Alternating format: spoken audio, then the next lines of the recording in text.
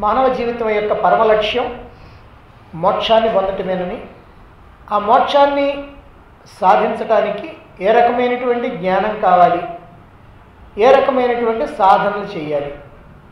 ఈ జ్ఞానము సాధనలు తెలుసుకున్నప్పటికీ కూడా సాధన చేయకపోతే ప్రయోజనం ఉండదని తెలుసుకున్నాం.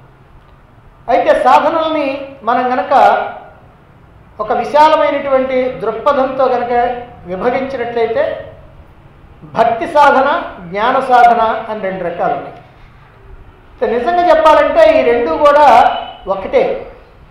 కానీ సామాన్యంగా లోకంలో అందరూ అనుకునేది భక్తి అని అంటే వేరుగా భావిస్తూ ఉంటారు. అందువల్ల ఈ భక్తి సాధన గురించి కూడా మనం తెలుసుకోవాల్సినటువంటి అవసరం ఉంది. కాకపోతే భక్తి సాధనలో సామాన్యమైనటువంటి భక్తుడు కూడా ఈ జపం చేయవలసిందే. జపం అనేటువంటిది ఒక ప్రాథమిక స్థాయిలో ఉన్నటువంటి వ్యక్తికి, అక్కడి నుంచి ఉన్నత స్థాయిలో ఉన్నటువంటి వ్యక్తి వరకు కూడా ఈ జప సాధన అనేటువంటిది చక్కగా ఉపయోగపడుద్ది. అయితే మరి భక్తి సాధన గురించి ఏమిటి, మనం ఏం తెలుసుకోవాలి? మోక్షం కోసం చేసేటువంటి సాధనల్లో ఈ భక్తి సాధన అనేటువంటిది చాలా శ్రేష్టమైనటువంటిది, చాలా సులువైనటువంటిది, ఆనందదాయకమైనటువంటిది. ఈ విషయాన్ని చాలామంది తమ యొక్క అనుభవాన్ని బట్టి చెబుతూ ఉంటారు. చాలామందికి అది తెలుస్తూనే ఉంటుంది. అయితే భక్తి అంటే అసలైనటువంటి అర్థం ఏమిటో ముందుగా తెలుసుకోవాలి. అప్పుడే ఇది మనం అనుకున్నట్లుగా చాలా సులభమైనటువంటిదా కాదా, ఆనందప్రదమైనటువంటిదా కాదా అనేటువంటి విషయం తెలుస్తుంది. అసలు భక్తి అని అంటే ఏమిటో, దాని యొక్క యథార్థమైనటువంటి భావాన్ని లేదా అర్థాన్ని తెలుసుకున్నట్లయితే భక్తులైనటువంటి వాళ్ళకు ఉండేటువంటి అపోహలు తొలగిపోతాయి. భక్తి అంటే ఒకే ఒక్క మాటలో చెప్పాలంటే భగవంతుడి మీద అనన్యమైనటువంటి ప్రేమ. ఈ భక్తిని గురించే నారద మహర్షి నారద భక్తి సూత్రాలు రాశారు. వాటిని మనం చెప్పుకున్నాం. సుమారుగా నెల 15 రోజుల దాకా ఆ నారద భక్తి సూత్రాల గురించి చెప్పుకున్నాం. అంటే భక్తి అని అంటే భగవంతుడి మీద అనన్యమైనటువంటి ప్రేమ. మళ్ళీ ప్రేమ అంటే ఏమిటండి? ప్రేమ అంటే విడిచిపెట్టి ఉండలేనటువంటి స్థితి. ప్రేమ అంటే అందరికీ తెలుసు. కానీ ప్రేమ అంటే అసలైనటువంటి అర్థం ఏమిటంటే వాళ్ళని విడిచిపెట్టి ఉండలేనటువంటి స్థితి ఏదైతే ఉందో దాన్ని నిజమైనటువంటి ప్రేమ అంటారు. అయితే మరి భగవంతుడి మీద కదా ప్రేమ ఉండాల్సింది. మరి భగవంతుడు అంటే ఎవరు తెలియొద్దు? అసలు అది తెలియకుండా ప్రేమ ఎట్టగలుగుద్ది? ఇప్పుడు లోకంలో ఎక్కడైనా సరే ఒక వ్యక్తి మీద మనకి ఏదైనా ప్రేమ కలుగుతున్నది అని అంటే ఆ వ్యక్తికి మనకి ఏదో రకమైనటువంటి సంబంధం ఉండాలి, పరిచయం ఉండాలి, తెలిసి ఉండాలి. ఆ పైన అతడు నీ భావాలకి అనుగుణమైనటువంటి వ్యక్తి అయి ఉండాలి, నీ శ్రేయస్సును కోరుతూ ఉండేటువంటి వ్యక్తి అయి ఉండాలి, నీ కోసం ఏదో కష్టపడేటువంటి వాడై ఉండాలి, నీకు మేలు చేసేటువంటి వాడై ఉండాలి. ఇవన్నీ ఎప్పుడైనాయో ఆ వ్యక్తి మీద ప్రేమ ఉంటుంది. భార్యాభర్తల మధ్య విపరీతమైనటువంటి ప్రేమ ఉంటుంది. ఎందుకని ఉంటుంది? ఒకళ్ళ కోసం ఒకళ్ళు జీవిస్తారు కనుక. అలాగనే తల్లిదండ్రులు, బిడ్డలు, వీళ్ళ మధ్య కూడా మంచి ప్రేమ ఉంటుంది. కాకపోతే తల్లిదండ్రులకు మాత్రం బిడ్డల మీద ఎప్పుడూ ప్రేమ ఉంటుంది, కానీ బిడ్డలకు మాత్రం కొంతకాలం వరకే తల్లిదండ్రుల మీద ప్రేమ ఉంటుంది. ఆ తర్వాత కాస్త మారుద్ది. ఎందుకంటే వాళ్ళకు ఉన్నటువంటి ప్రేమ అంతా ఇంకో వైపుకు పోతుంది. వీళ్ళ మీద ఉంచడానికి అంత సరిపోవట్లా. ఎందుకంటే కూతురు అయితేనేమో అల్లుడి మీద, కొడుకు అయితేనేమో కోడల మీద. అందువల్ల తల్లిదండ్రుల మీద ఆ ప్రేమ తగ్గిపోతూ ఉంటుంది. ఇప్పుడు భగవంతుడి మీద ప్రేమ కూడా మనకి నిరంతరాయంగా ఉండాలంటే, భగవంతుడిని కూడా ఒక క్షణం మనం విడిచిపెట్టకుండా ఉండాలంటే ఆ భగవంతుడి యొక్క యథార్థమైనటువంటి తత్వం ఏమిటో మనకి తెలియాలి. భగవంతుడు అంటే ఎవరు, ఆయన ఎక్కడుంటాడు, ఆయన ఎలా ఉంటాడు, ఆయన ఏం చేస్తుంటాడు, ఇది తెలుసుకోవాలి. ఈ విషయాన్ని తెలియజెప్పడం కోసమే మనకి శాస్త్రాలు ఉన్నాయి. ప్రత్యేకంగా భగవద్గీతలో కూడా భగవంతుడు అంటే ఏమిటో, భగవంతుడి యొక్క అడ్రస్, ఆయన ఎక్కడుంటాడో, ఎలా ఉంటాడు, ఆయన ఏం చేస్తుంటాడు, ఇవన్నీ కూడా మనం చెప్పుకున్నాం. ప్రధానంగా 15వ అధ్యాయంలో భగవంతుడు మనకి ఏం చేస్తున్నాడో సరిగ్గా చెప్పాం. అహం వైశ్వానరో భూత్వా ప్రాణినాం దేహమాశ్రిత ప్రాణ అపాన సమాయుక్త పచామ్యన్నం చతుర్విధం. నువ్వు హాయిగా కమ్మగా 4 రకాలైనటువంటి భక్ష్య భోజ్య చోష్య పానీయాలు ఏవైతే ఉన్నాయో వాటిని తినేసి మెదలకుండా పడుకుంటే ఆ మొత్తాన్ని నేనే అరిగిస్తున్నాను లోపలుండి. అహం వైశ్వానరో భూత్వా, నేను వైశ్వానర అగ్ని రూపంలో నీ లోపలుండి ప్రాణినాం దేహమాశ్రిత, ఈ ప్రాణుల యొక్క దేహాన్ని ఆశ్రయించుకొని పచామ్యన్నం చతుర్విధం, నువ్వు తిన్నటువంటి అన్నాన్ని 4 రకాలైనటువంటి అన్నాన్ని నేనే అరిగిస్తూ ఉంటా. అరిగించి అందులో ఉన్నటువంటి సారం ఏదైతే ఉందో అది అవసరమైనటువంటి భాగాలకు అందిస్తూ ఉంటా. రక్తంలో కలిపి అన్ని భాగాలకి అందిస్తూ ఉంటా. మరి ఇంత మేలు చేసేటువంటి వాడు మనకు బయట ఎక్కడన్నా ఉన్నాడా? మనకు భోజనం అయితే పెట్టేవాడు ఎవడం దొరుకుతాడేమో కానీ తిన్నటువంటి భోజనాన్ని మనం హాయిగా పడుకుంటే అరిగించేటువంటి వాడు ఎవడుంటాడు? భగవంతుడు ఏం చేస్తున్నాడు మన కోసం? ఒక్క క్షణం మనల్ని వదిలిపెట్టకుండా భగవంతుడు మనలోనే కూర్చొని ఈ కన్ను వస్తువులను చూడటానికి కావాల్సిన శక్తిని ఇస్తున్నాడు కదా, ఈ ముక్కు వాసన చూడటానికి కావాల్సిన శక్తిని ఇస్తున్నాడు కదా, ఈ నాలుక రుచులు రుచేటువంటి శక్తిని ఇస్తున్నాడు కదా. నిజంగా పరమాత్మ కనుక ఆయన శక్తిని కనుక మన మీద కనుక ప్రయోగించకపోయినట్లయితే ఇవన్నీ మనం చేయగలుగుతామా? సరే, మన మనస్సు ఆలోచనలు చేయడానికి ఆ పరమాత్మ యొక్క చైతన్యమే కారణం కదా. మరి మన బుద్ధి రకరకాలైనటువంటి ఆలోచనలు చేయడానికి పరమాత్మ చైతన్యమే కదా. మరి ప్రాణం అనేటువంటిది బయట ఉంటేనేమో గాలి అన్నాం, లోపల ఉంటేనేమో ప్రాణం అన్నాం. మరి బయట ఉన్నటువంటి గాలే మన 2 ముక్కు రంధ్రాల ద్వారా లోపలికి వెళ్ళిన తర్వాత ఇది ప్రాణం అవుతా ఉంది.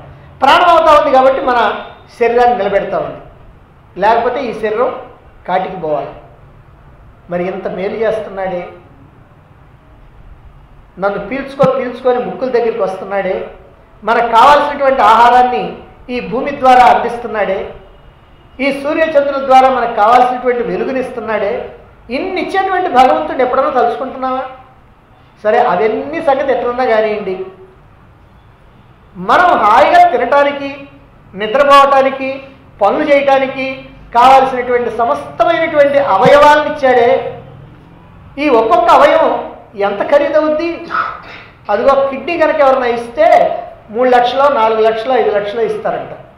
ఒక కిడ్నీ 5 లక్షలు అయితే మరి అట్టాటి 2 కిడ్నీలు ఉన్నాయి. ఒక ఊపిరితిత్తి కనుక 1,00,000 రూపాయలు అయితే అట్టాటి ఊపిరితిత్తులు 2 ఉన్నాయి.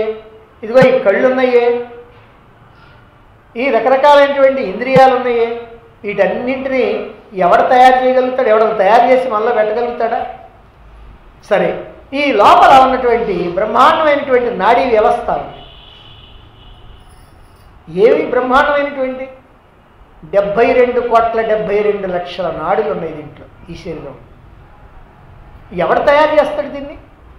100 ప్రధానమైన నాడులు, మళ్ళీ ఒక్కోదానికి 100 ఉపనాడులు, మళ్ళీ ఒక్కోదానికి 72,000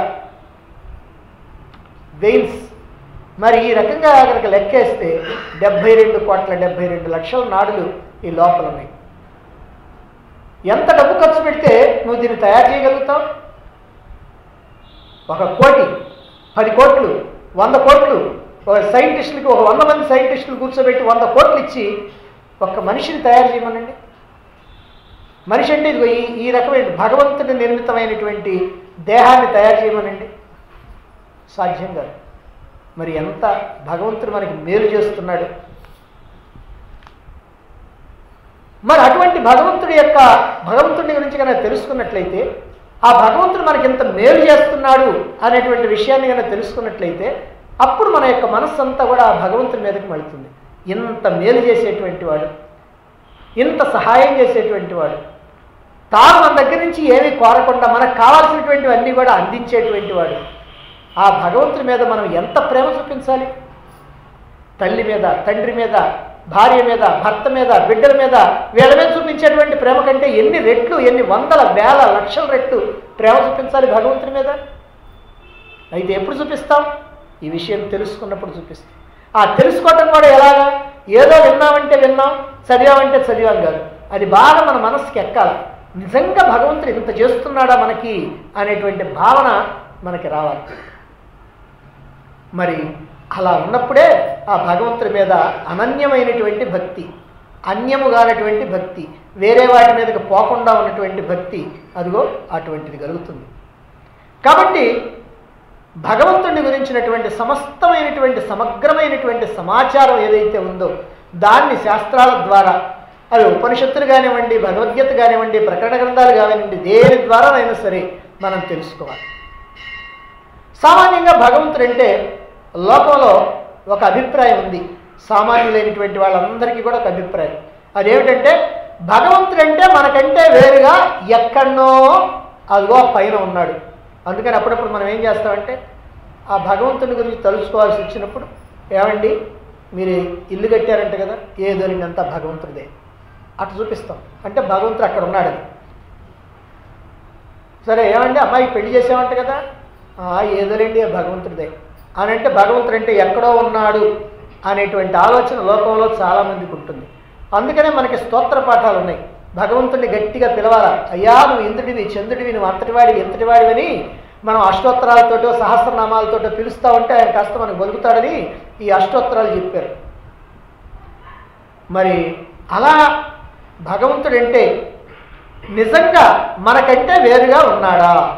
వేరుగా ఉంటే ఎక్కడున్నాడు? దానికి కొంతమంది ఏమో కైలాసంలో ఉన్నాడండి, కొంతమంది ఏమో వైకుంఠంలో ఉన్నాడండి. కైలాసంలో ఉన్నాడండి అనేవాళ్ళేమో శైవ సాంప్రదాయం, వైకుంఠంలో ఉన్నాడు అనేవాళ్ళేమో వైష్ణవ సాంప్రదాయం, ఇంకెక్కడన్నా ఉన్నాడు అనేవాళ్ళేమో వాళ్ళ సాంప్రదాయం. కాబట్టి ఇట్లా వాళ్ళ వాళ్ళ సాంప్రదాయాలను బట్టి భగవంతుడు అక్కడున్నాడు ఇక్కడున్నాడు అని అంటారు. కానీ సరే మనం మధ్యలో నిలబడి ఒకసారి జాగ్రత్తగా ఆలోచిస్తే మరి ఇప్పుడు ఇంతకీ కైలాసంలో ఎవరున్నారు, వైకుంఠంలో ఎవరున్నారు అంటే ఇప్పుడు ఇద్దరు భగవంతుళ్ళు ఉన్నారా? ఇప్పుడు వాళ్ళు ఏమంటారంటే కైలాసంలోనే ఉన్నాడు, వీళ్ళు ఏమంటారంటే వైకుంఠంలోనే ఉన్నాడు. నోరు మొయ్యి, మీ కైలాసంలో ఉండడు, మా వైకుంఠంలోనే ఉంటాడు. మీ దేవుడు మంచోడు కాదు, మా దేవుడైతే గొప్పోడు. మీ దేవుడు ఎందుకు పనికిరాడు, మా దేవుడైతే గొప్పోడు. అంటే ఇంతకీ వాళ్ళ దేవుడు ఒకడు, వీళ్ళ దేవుడు ఒకడు, ఇద్దరు చేశారు. అంటే ఇదంతా కూడా అజ్ఞానం, ఇదంతా కూడా భ్రమ, ఇదంతా కూడా తెలివి తక్కువతనం. కాబట్టి అలా కైలాసంలోనో వైకుంఠంలోనో బ్రహ్మలోకంలోనో ఎక్కడో ఉండేవాడు కాదు. సరే అవన్నీ మనకి ఎందుకులేంటే తిరుపతిలో ఉన్నాడండి, శ్రీశైలంలో ఉన్నాడండి, కాశీలో ఉన్నాడండి, రామేశ్వరంలో ఉన్నాడండి, బదరిలో ఉన్నాడండి, కేదార్లో ఉన్నాడండి అని అంటాం అనుకోండి. మనం అది నిజం కాదు. అక్కడక్కడ ఉన్నటువంటి వాళ్ళందరూ కూడా ఆ భగవంతుడి యొక్క ప్రతిమలు ఉన్నాయి, ఆ భగవంతుడి యొక్క ప్రతీకలు ఉన్నాయి. అంతేగాని సాక్షాత్ భగవంతుడు ఎక్కడున్నాడు అని కనుక మనం ప్రశ్న కనుక వేసుకున్నట్లయితే దానికి భగవంతుడు అంటే ఏమిటో సరైనటువంటి సమాధానం వచ్చినప్పుడే అదేమిటో మనకు తెలుస్తుంది. కాబట్టి ఇలా ఎక్కడో ఎక్కడో ఉన్నాడని అనుకున్నటువంటి వాళ్ళందరూ కూడా ఎలాగైనా సరే ఆయన్ని సేవించాలని, ఆయన్ని ప్రార్థించాలని, ఆయన్ని పూజించాలని, ఆయన్ని అర్చించాలని ఇలా రకరకాలుగా అనుకుంటూ మరి అక్కడ దాకా పోవాలంటే కాస్త డబ్బు ఖర్చు అవుతుందనో లేకపోతే శారీరకమైనటువంటి శ్రమ అవుతుందనో అనుకునేటువంటి వాళ్ళు తమ ఊళ్ళోనే ఉన్నటువంటి ఏ దేవాలయానికి వెళ్ళి అక్కడ భగవంతుడిని చూసుకోవడానికి ప్రయత్నం చేస్తూ ఉంటారు. ఇప్పుడు అక్కడ దాకా పోవాలంటే మాకు ఎక్కడ కుదురుద్దండి, అక్కడేదో తిరుపతి కనుక పోతే 20 గంటలు 14 గంటలు 15 గంటలు నిలబడాలంట. అమ్మ నా వల్ల కాదులేండి, మా ఊళ్ళో కూడా వెంకటేశ్వర స్వామి ఉన్నాడు, ఆయన చూసుకుంటాడు, తృప్తి పడతారంట. కాబట్టి ఈ ప్రకారంగా భగవంతుడు అనేటువంటి వాడు ఎక్కడో ఒక చోట ఉన్నాడు అని అనుకునేటువంటి వాళ్ళు అక్కడికి పోయి కానీ అక్కడికి పోలేకపోతే ఇక్కడ ఉండి కానీ అక్కడికి కూడా పోలేకపోతే దేవాలయానికి కూడా పోలేదనుకోండి, కాళ్ళ నొప్పులో కీళ్ళ నొప్పులో ఏదో ఉన్నాయనుకోండి, దేవాలయానికి పోకపోతే మన ఇంట్లోనే పూజా మందిరంలో ఉంటాడు, ఆయన ప్రత్యక్షం అవుతాడు. కాబట్టి అది అక్కడ పూజా మందిరంలో ఉన్నాడని పూజలు చేస్తూ ఉంటాడు. కాబట్టి భగవంతుడు అనేటువంటి వాడు ఎక్కడో ఒక చోట ఉన్నాడు అని అనుకునేటువంటిదంతా కూడా అజ్ఞానము, అదంతా కూడా భ్రమ. ఇది సరైనటువంటి ఆధ్యాత్మిక భావన కాదు. ఇదంతా కూడా ద్వైత బుద్ధితో చేసేటువంటి అహంకారపూరితమైన అవివేకం. ఇది సరైనటువంటి మాట. అహంకారపూరితమైనటువంటి అవివేకం. అహంకారం అంటే ఇక్కడ గర్వం అని కాదు అర్థం. అహంకారం అంటే దేహమే నేను అనేటువంటి భావన ఉన్నటువంటి వాడు ద్వైత బుద్ధిలో ఉంటాడు. ద్వైత బుద్ధి అని అంటే రెండు, ద్వి అని అంటే రెండు. ఏమిటి రెండు? నేను జీవుణ్ణి, ఆయన దేవుడు, జీవుడు వేరు దేవుడు వేరు అనుకునేటువంటి బుద్ధి ద్వైత బుద్ధి. ఈ ద్వైత బుద్ధి ఎలాంటిదని అంటే అహంకారపూరితమైనటువంటి అవివేకం, అజ్ఞానం. కాబట్టి ఇది నిజమైనటువంటి భక్తి కాదు. ఇలా కనుక భగవంతుని మీద కనుక నువ్వు ఎంత భక్తి